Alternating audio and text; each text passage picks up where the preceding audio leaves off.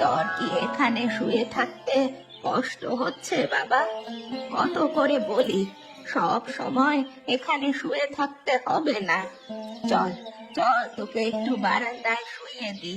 তুই তো বারান্দায় যেতেই চাস না, সারাক্ষণ এখানেই শুয়ে থাকতে চাস।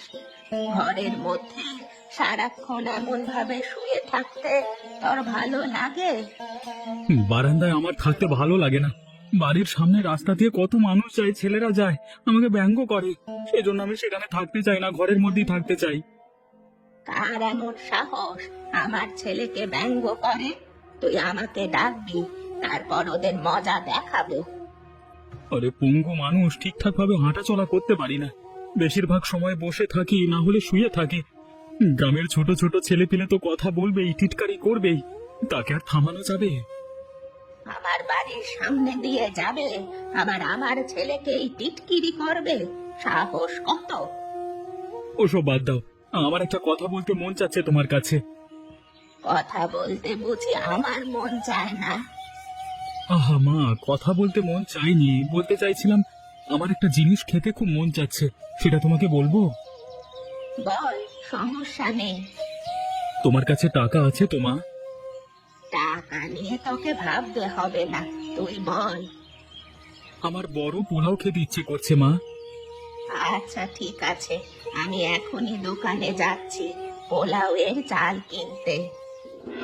কি গো বুড়িমা, আজকে সকাল সকাল আমার দোকানে কিছু লাগবে নাকি তোমার?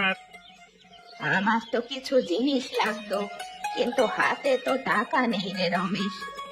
তুমি তো কোনোদিনই টাকা নিয়ে আসো না, তাতে কি আমি কখনো তোমাকে জিনিস দিইনি? এমনটা হয়েছে? তা আমি বলতে পারবো না যে তুই কখনো আমাকে জিনিস দিসনি। আমি চাইলে আমি যখনই তোর কাছে এসেছি টাকা ছাড়াই তুই আমাকে জিনিস দিয়েছিস। খেয়ে পড়ে বদনাম তো আর করতে পারবো না তোর নামে। তাহলে আজকে এসে বলছো কেন যে টাকা নেই? আগে ভাগে টাকার কথা আমি কিছু জিজ্ঞেস করেছি নাকি তোমার কাছে? তোমার যখন হাতে টাকা হবে তখন দিয়ে দেবে, সমস্যা কোথায়? আমার টাকা নিয়ে তোকে অনেক ঘোরাই, বুঝিস তো? ছেলেটা আমার পঙ্গু, মানুষের বাড়িতে একা কাজ করে খায়।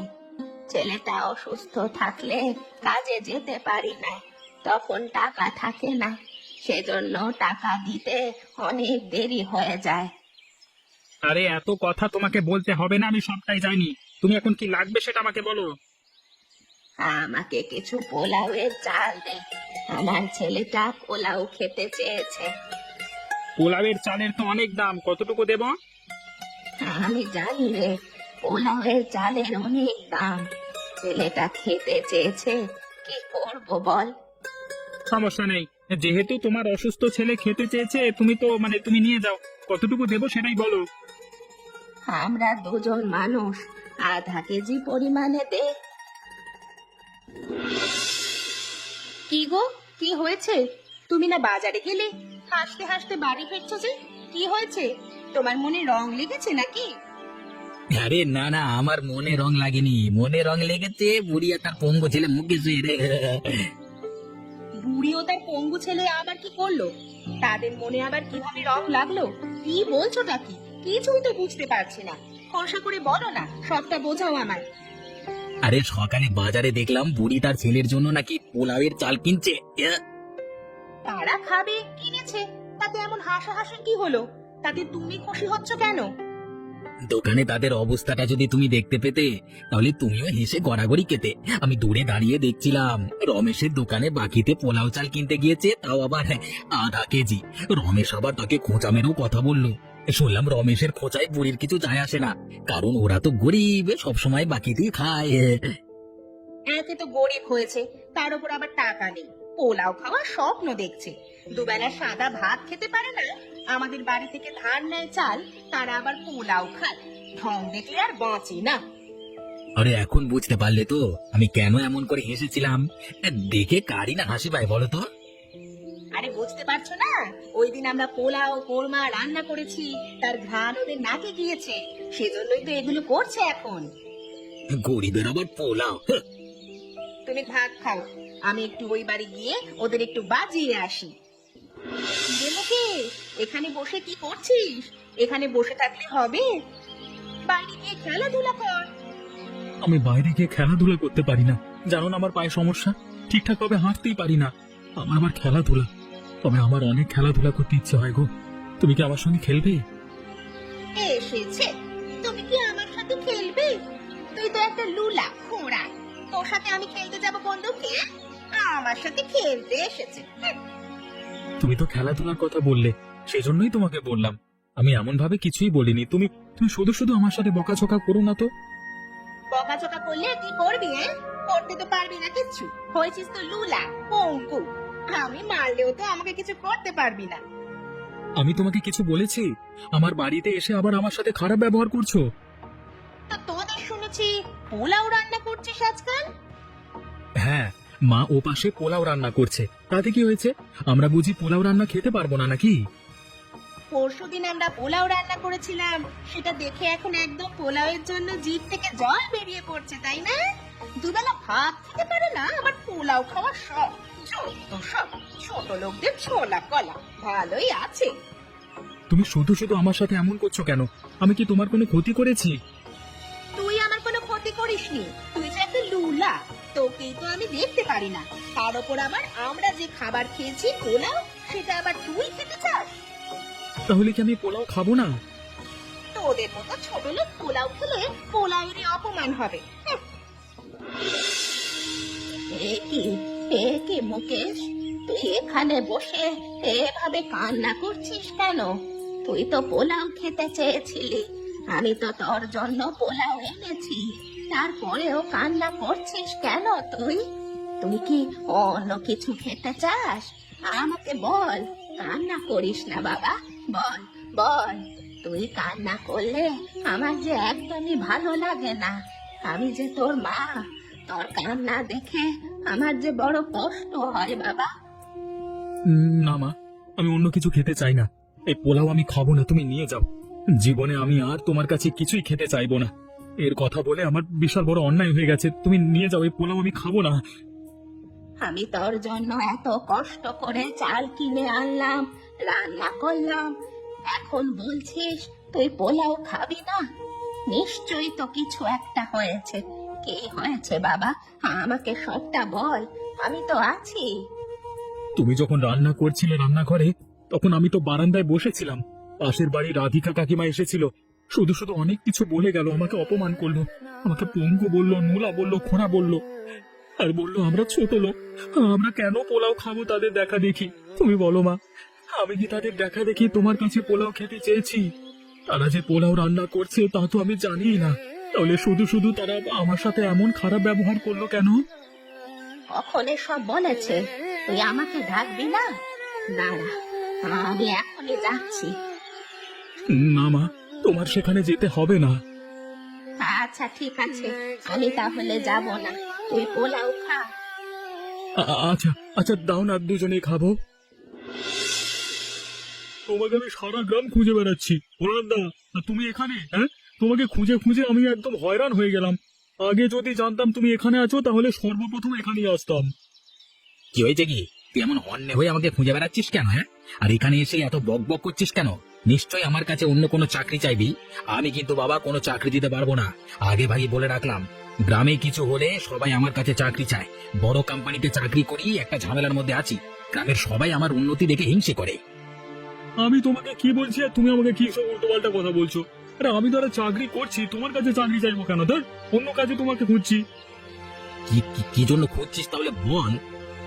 তোমার নিজেরই তো চাকরি নেই, তোমার অফিস থেকে চিঠি এসেছে, তুমি নাকি সেখান থেকে টাকা সরিয়েছো, সেজন্য তোমার চাকরি থেকে অব্যাহতি দিয়েছো তারা। এসব কি বলছিস তুই? তুই কি মাথা খারাপ হলো? তুই কিভাবে জানলি?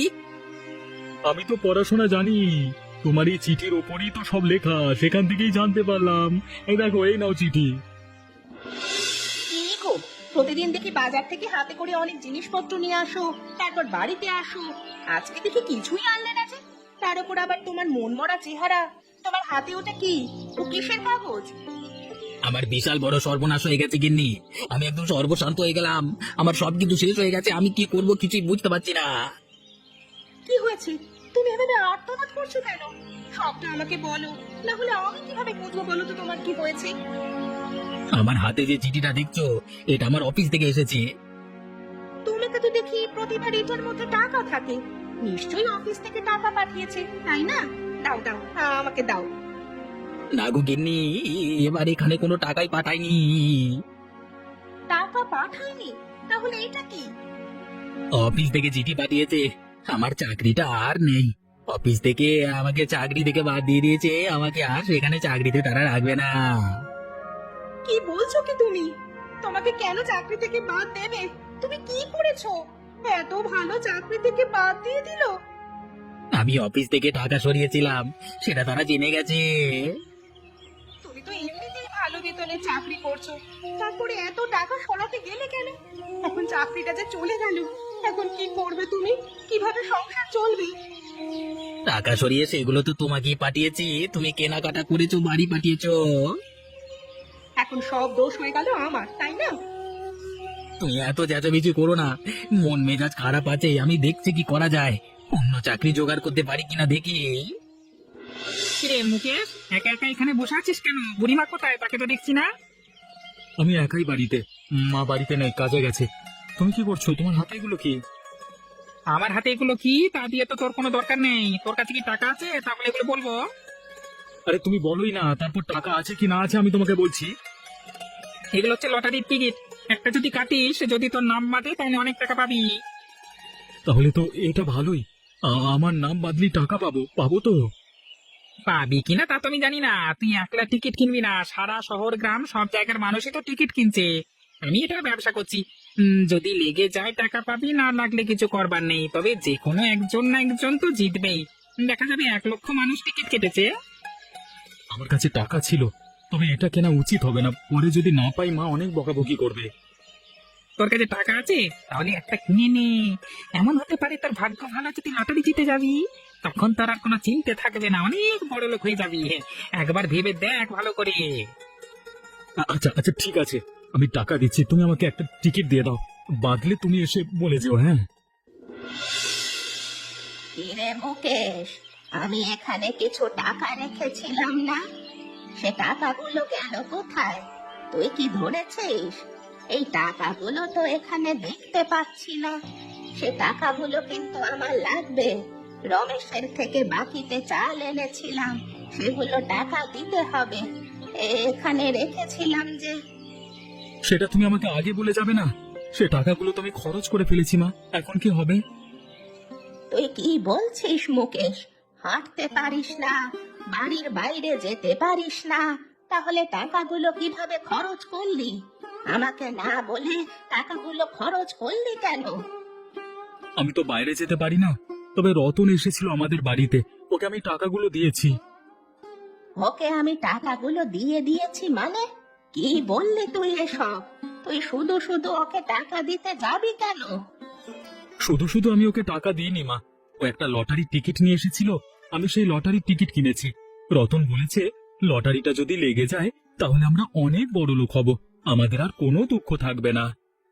আমি কত কষ্ট করে মানুষের বাড়িতে কাজ করে টাকা রোজগার করি, তোর মুখে ভাত তুলে দি, সেই তুই কিনা আমার টাকাগুলোকে এভাবে খরচ করে ফেললি? আমি ভেবেছিলাম তুই পঙ্গু হলেও আমার দুঃখ বুঝিস, এখন দেখছি তুই আমার কোনো দুঃখই বুঝিস না। তুমি আমার সাথে এমন চেঁচামেচি করো না, আমার ভুল হয়ে গেছে, আমি বুঝতে পারিনি, আমি আর কখনো এমনটা করব না মা, তুমি আমাকে ক্ষমা করে দাও। আচ্ছা ঠিক আছে। হায় হায়, তুই এ কি করছিস মুকেশ? তুই তো একদম ফাটিয়ে দিয়েছিস রে। একটু মুকেশ, সব জায়গায় তোর এখন জয়গান চলছে রে। তুই সেরা ভাই, সেরা সেরা। কি হয়েছে রতনদা, তুমি এভাবে আনন্দ করছো কেন? কিছুই তো বুঝতে পারলাম না, একটু থেমে তারপর বলো না কি হয়েছে, না হলে আমরা সবটা বুঝবো কিভাবে, একটু বুঝিয়ে বলো না। হ্যাঁ, তোর তো কাজ হয়ে গেছে, তুই তো এখন বিশাল বড় লোক হয়ে গেছিস, আমাকে তো এখন চিনবি না। কি বলছো কি? আমি তো কিছুই বুঝতে পারছি না, কি বলছো আবল তাবল? তোমাকে চিনবো না, বড় লোক হয়ে গেছে, কি বলছো, কি একটু বুঝিয়ে বলো না। তুই যে গতকাল টিকিট কেটেছিলিস, তার আজকেকার ফল বেরিয়েছে, প্রথম পুরস্কার 10,00,000 টাকা তুই জিতে নিয়েছিস। আরে তুই তো কামাল করে দিয়েছিস ভাই, এই জন্যই তো আমি তোর কাছে টিকিট বিক্রি করতাম না, আমি নিজেই নিয়ে কিনে নিতাম। কি বলছো রতনদা, সত্যি বলছো? হ্যাঁ আমি সত্যি বলছি।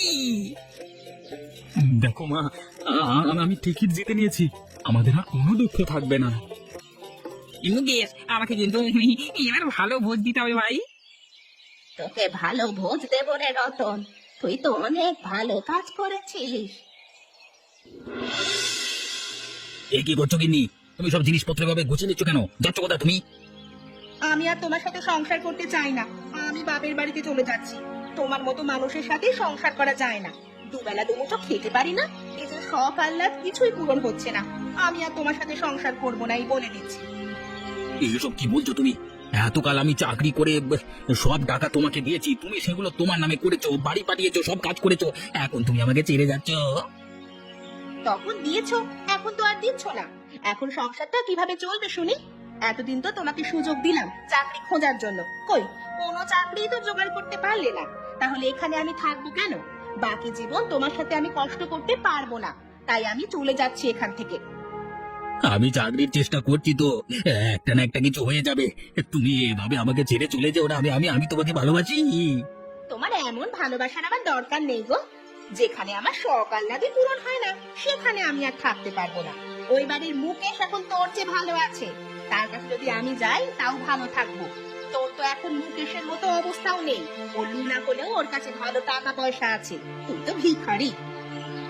তুমি এসব কি বলছো? তুমি এসব আমাকে বলতে পারছো? আমি তোমার জন্য কত কিছু করেছি।